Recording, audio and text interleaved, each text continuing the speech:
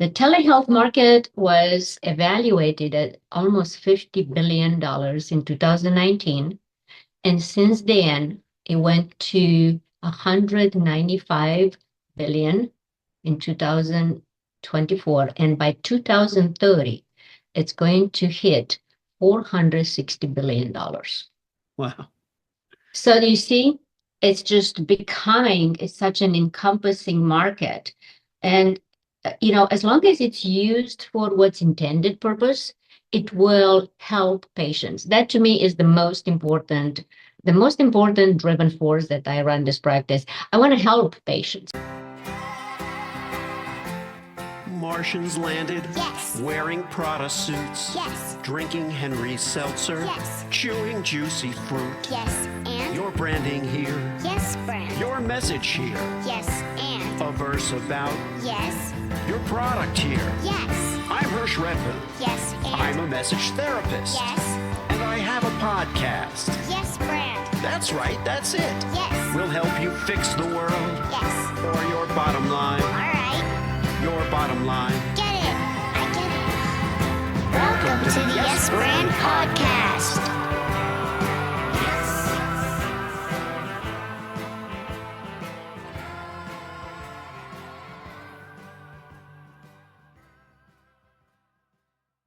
In the hot seat today on Yes Brand is Dr. Luissa Kiprono.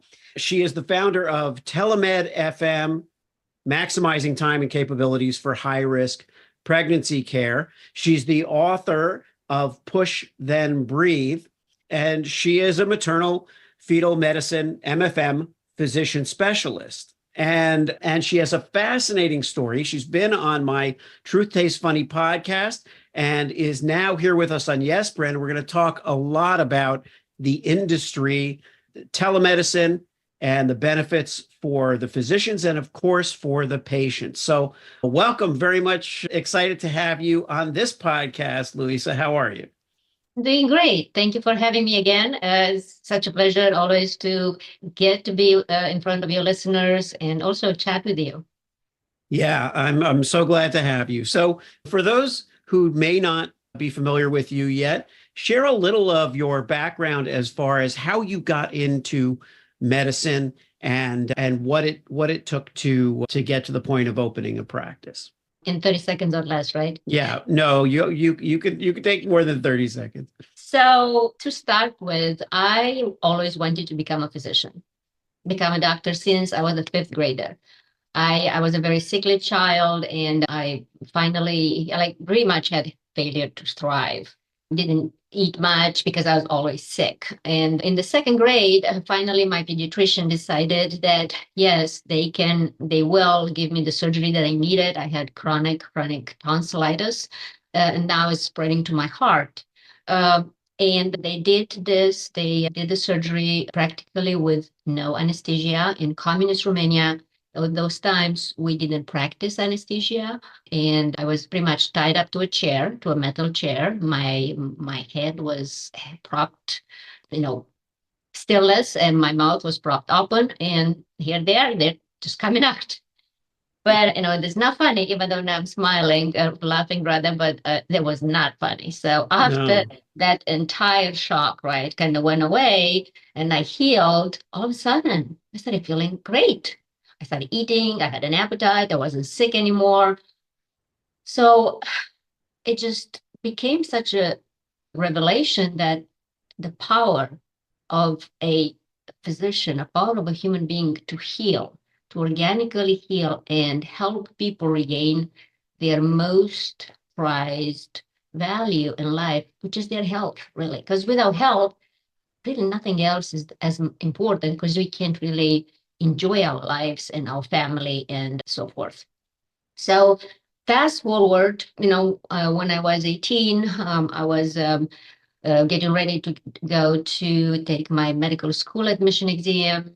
I ended up coming to United States for a 2 months visit that, due to a set of very unfortunate events that are very well depicted in my book and in the first podcast with Hersh, I was supposed to stay here in the United States, and the entire journey to become a physician stopped in his tracks. So 15 years after I stepped foot in the United States, I succeeded to graduate from medical school, being in the Air Force, United States Air Force, and graduated and became a doctor. I furthered my career into becoming an OBGYN, and I practiced OBGYN for about 40 years. And when I got separated from the military, I really wanted to become a high-risk pregnancy physician. And you may say, why? Well, first is because I love women's health, but also I had very, very high risk pregnancies myself. So, and I am more like a detective in my work, MFMs or critical care, MFMs or perinatologists, we also are called, or maternal-fetal medicine specialists, are like critical care physicians, but in pregnancy. We deal with very, very high risk, conditions that are in pregnancy, even exacerbated by the pregnancy, or they are exclusive for pregnancy, just like preeclampsia. And then we have to kind of put it all together because things mimic other things. And pregnancy, nobody wants to take care of pregnant women. I actually always make fun of that because, here it is a woman, right, that comes and says, I have a broken toe, or hey, I have a rash.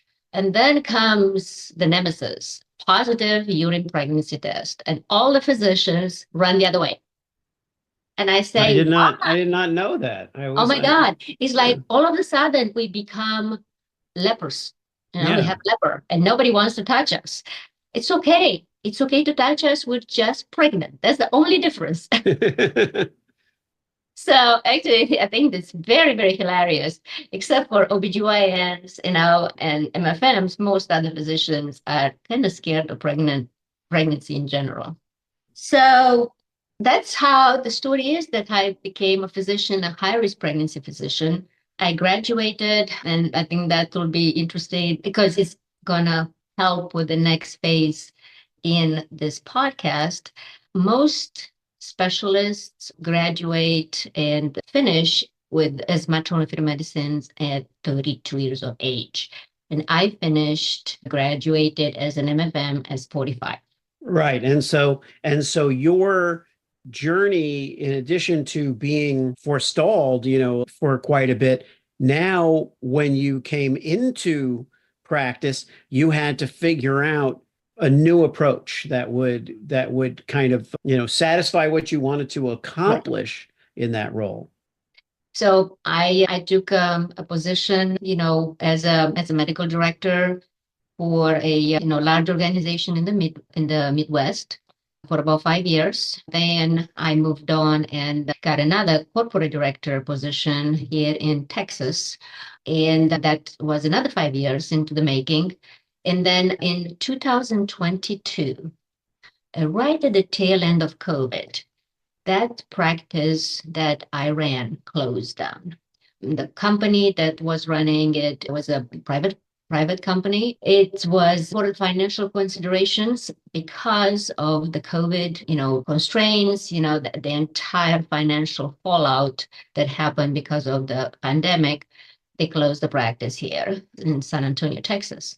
So at that time, I came to a crossroads. Okay. I really did not want to get employed again because I put so much heart and soul into this practice that it almost I became identified with it.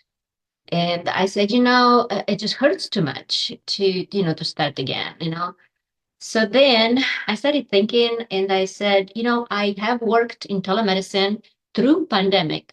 My entire practice was set up in a hybrid model because of the pandemic and because a lot of shifts in the physicians and shortages. So during pandemic, both as inpatient and outpatient, we started having telemedicine in addition to the physicians who are on the ground. That became extremely successful in this former practice that I ran up until the day it closed. So again, after I took about 6 weeks of grieving and swearing that I'm not going back into medicine, okay, I said, what about opening my own practice and opening a telemedicine practice. And that is how TeleMed MFM was born. But you also did something interesting, which is obviously the telemed is, there's a full facility on the ground. Yes. And so explain how that works and how that works for the patient. Yeah. Well, that is by far the most encountered question that I get from anybody that says, "Oh, you have a telemed practice, a telemed MFM, maternal-fetal medicine practice, where you have to do sonograms on the patients, have to have consults." And I said, yes. So then I proceed by explaining how my entire clinic is on the ground with in-person people. I'm talking about nurses, I'm talking about schedulers, sonographers, consultation room, ultrasound room, just like you'd go to a office practice, a brick and mortar, because that is one. Yeah. But I am the only one that is virtual. Everything is HIPAA compliant. That is, everything is done through a very strong VPN system. It's all ran by the organizations that I provide the care for. The software and the hardware is provided by them, and so in this way, it's just completely safe and protected. But instead of me being at the other end of the desk in a room with a patient, I am at the other end of the camera, and I speak to my patients just like I speak with you now. Ultrasound wise, the sonographers, the patient comes in, the patient gets evaluated, gets the ultrasound for her baby, and then we discuss either the maternal conditions, the fetal ultrasound findings, and I render an assessment and a plan of care. And it is extremely successful. It sounds easy, but I have to tell you, people think, especially the younger generation, think, oh yeah, it must be so easy. Well, it's really not as easy because you have to want to do it, like to do it, be flexible, be a troubleshooter, be an over communicator, and allow yourself or to teach. Because again, remember, it's all about teamwork. And I have an amazing team on the ground, on each of these organizations that they discuss it with me. They have questions. I answer back, hey, can you get this? Can you get more of this, images? I evaluate and then I explain to them why am I looking for, because you really cannot make this happen if it's not seamless. And we all have to remember one thing, that we are helping patients who otherwise would have to travel hours to be able to see a physician, to be able for that physician to evaluate their babies. And, also maybe a lot of the times what happened would happen otherwise, they would have to be relocated for the remainder of their pregnancy into a urban area, like a big city, where they have no family support, no community support, extreme expenses. So they have, access to a care regularly to a maternal-fetal medicine specialist. So if they're not physically there, the patient is not physically there. The ones that so you can now do virtually, if the patient needs to have their baby evaluated, they will have to come into that practice, into that clinic. If they only need to discuss, let's say, have you heard about preconception counseling? Yeah. So let's say, the patient is not pregnant. The patient, though, would like to be pregnant, has a series of conditions, and would like to discuss, hey, how can I optimize my health to be able to carry a pregnancy to term safely for me and for the baby? And those do not have to come into an office. Their physicians, their OB, OBGYN does the referral for my practice. And then I just discussed this with them. I rendered all the recommendations, and the OBGYN just follows my recommendations. So this patient gets optimized for her upcoming pregnancy whenever she decides to get pregnant. So that makes sense because then she's using her OBGYN for the on-site stuff if she needs to do a test Correct. or something like that, rather than travel to see a specialist, Correct. which is you. Mhm. The specialist can be connected to her virtually, but anything that needs to be done in person can be done there. Or if they do come into your brick and mortar facility, at least they don't have to do that every single time they have an appointment. Correct. And if someone's on bed rest, for example, it's less complicated because they mostly will do telemed in that case, except for monitoring and Correct. other things that need to happen. So It's huge. yeah, Hersh. so let's talk about this. It's funny, it's easy to get lost in this from just a human point of view, but from the brand point of view, let's look at it. Let's get into, your vision for this model. Obviously, it makes sense for what you're doing, and it makes your practice unique in a way. But now the question is, what about for the industry? What's your vision? What's your vision beyond what you've accomplished so far? Yeah. So, when we look at any brand, when we look at any enterprise, we look at values, we look at passion, and we look at purpose. And when all these three are aligned for the benefit of the person or the people who get the services that you intend to, that is, like a marriage in heaven, so to speak, right? So when it comes to the organizations, when it comes to referring OB providers, it is important to understand that this referring practices, these hospitals, these organizations, they need the support the maternal-fetal medicine specialists, offer or provide, but they are really, the constraints are that they are remote. A lot of our hospitals, a lot of our OB referring providers are rural. Okay, a lot of our patients are remote, rural. So at TeleMed MFM, my vision is to be able to offer this women. All women should have equal access to prenatal care in order to achieve the best health outcomes, regardless of borders, regardless of state borders, country borders, regardless of their financial situation. I mean, just imagine a patient that would have, and I've had these patients, they would drive 3 hours to see me, okay, in a brick and mortar office. So after an hour or an hour and a half, turn around and drive another 3 hours. And I would always say, well, yeah, I'm evaluating her, but because of her very high risk condition, she's driving 3 hours one way, she's driving 3 hours the other way. In the meantime, by the time she gets back home, she can't have anything worse happen to her, right? Yeah. She can get into an accident. She can go into preterm labor.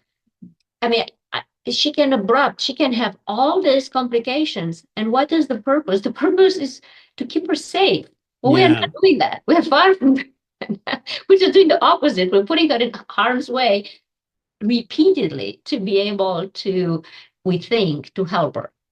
Yeah. So you've got this solution that's working very well. You have the book, you have your brand, your Dr. Luissa brand, where you're providing insights, you're sharing knowledge. So you're sharing knowledge, you're re-envisioning the industry, and you're at the forefront now of telemedicine in a very important area of high-risk pregnancy. Tell me a little bit about, you mentioned the dearth of physicians, of doctors, that there, I know obviously there was a shortage of healthcare workers during the pandemic because it was all hands on deck and everybody was overwhelmed. What's happened since then? So I can speak a couple of things. I can speak from the maternal-fetal medicine specialty perspective to give you kind of an idea how few MFM or perinatology is a relatively young specialty. Okay, it was born or it was founded 1960s, unlike other specialties. But also because of one of them being the length of training that we go through, total about 15 years of training, and it's only about 1,300 of us in the United States. Wow. Yeah. So now, to put it in perspective, there's about 59 million women of fertile age. Okay. About 1,000 of us practice full time. A lot of us, a lot of the population as it ages, so are the physicians. Also, since COVID, physicians are starting to make better life choices, meaning they realize that, working 60, 80 hours a week, really it doesn't encompass what life is all about. So now they are trimming down to part-time status, both men and women. So because of that, we have a severe shortage of maternal-fetal medicine physicians, and that is not something that's new. Now, on top of it is that this trend that since COVID has actually became like an extremely strong force is that patients realize that, I can save in money, time, work, hours spent outside work, having to take time off, having to get a babysitter, having to pay for parking, having to pay for gas, having to go to see a doctor.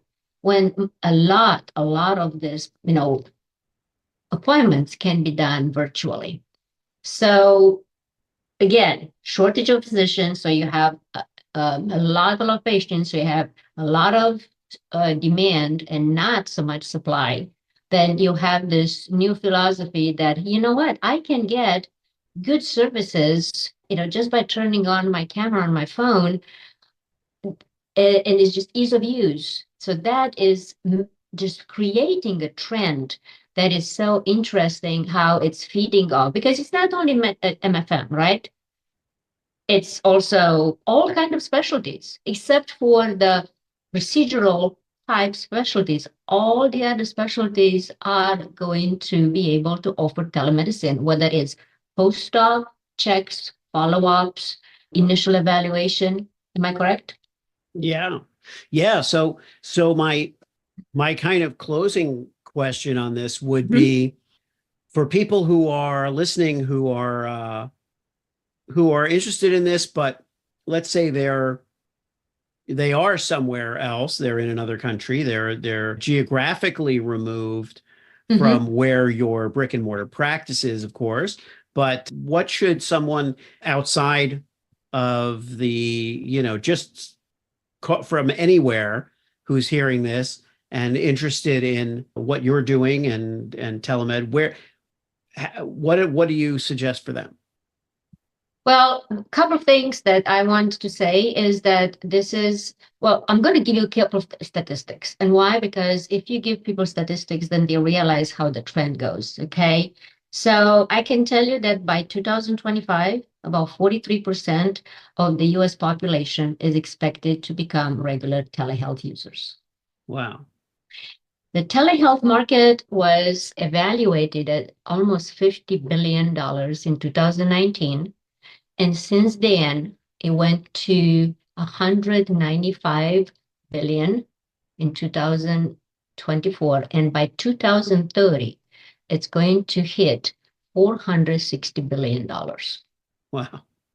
So you see, it's just becoming such an encompassing market. And, as long as it's used for what's intended purpose, it will help patients. That to me is the most important the most important driven force that I run this practice. I want to help patients. I want to help people. I want them to be able to have safe and healthy pregnancies, both for mom and babies. When it comes to how do you do this internationally, there are a lot of things that we here in the United States are fortunate to have in place. I actually got a note from a maternal-fetal medicine physician in Brazil just last week.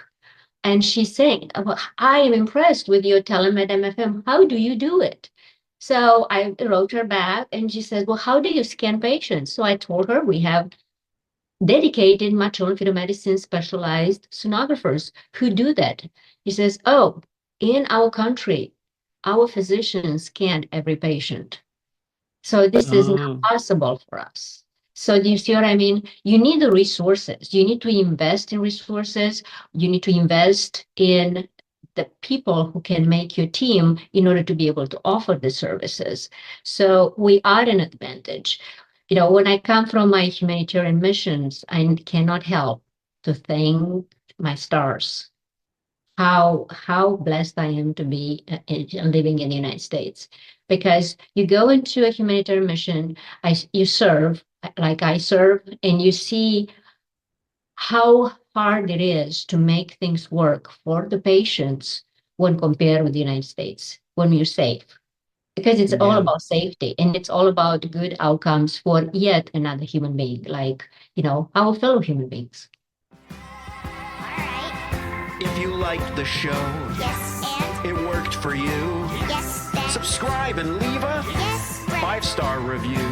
Yes, friend. Tell all your friends. Yes, friend. Get your branding here. Yes, friend. Get your branding here. Yes, friend. Did I make it clear? Yes, friend. Get your branding on Yes. before they're gone. Yes.